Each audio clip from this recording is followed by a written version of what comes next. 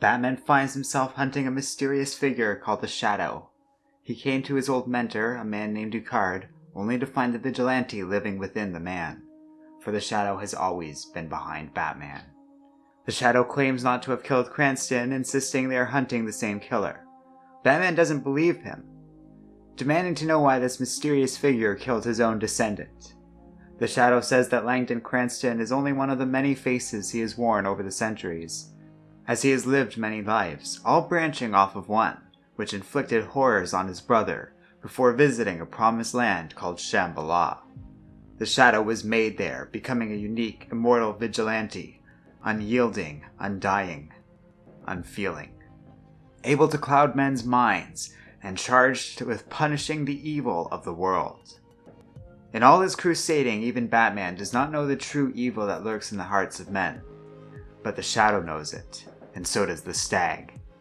This villainous being worships the darkness, punishing the best of the world, in exact contrast with the Shadow. But the Shadow knows Bruce very well, since he trained him for many years as Ducard, and claims that together is the only way they can defeat the Stag. Batman is still skeptical about all of this, particularly suspicious that Langdon let the Stag come to Gotham just to lure the monster out, using innocent people as bait in the process. Back in New York City on Long Island, the Shadow warns two of his old colleagues, Margot Lane and Harry Vincent, of the Stag. They don't particularly like the Shadow persona and don't feel it truly represents their old friend Langdon Cranston. They feel he used them both in an endless war against crime, just like he's planning on using Bruce Wayne. Margot does offer a good piece of advice though. The Shadow always runs away from humanity, but the Stag has a deep understanding of the human race, as this is how he must find the right people to kill. Humanity will be the only way to find the Stag. This is exactly how Batman is able to quickly predict the Stag's next victim. Dr. Leslie Thompkins returns to her free clinic at night, only to find the Stag waiting for her. Batman arrives on the scene and attacks the villain, which proves powerful, immune to bodily harm the way a normal human would be. The Stag only says he isn't on this signal.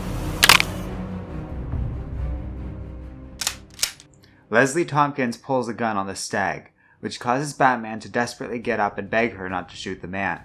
In response, she lists the Stag's victims and shoots him in the head. Leslie is revealed to be the Shadow in disguise. The Stag gets up from the gunshot somehow and jumps out a window, disappearing completely. While Langdon reassures an angry Batman that the real Leslie Thompkins is fine, and that he must accept the Shadow to survive all of this, Batman is still convinced the Shadow ruins lives, even if he didn't kill the other Cranston. The Shadow collapses to the ground but warns Batman that the Stag seeks the power of Shambhala, and only needs to kill one more to get there. The vigilante says that evil is the key, and in an instant, Batman knows just where to find it in Gotham. Elsewhere, the Joker is greeted by the Stag.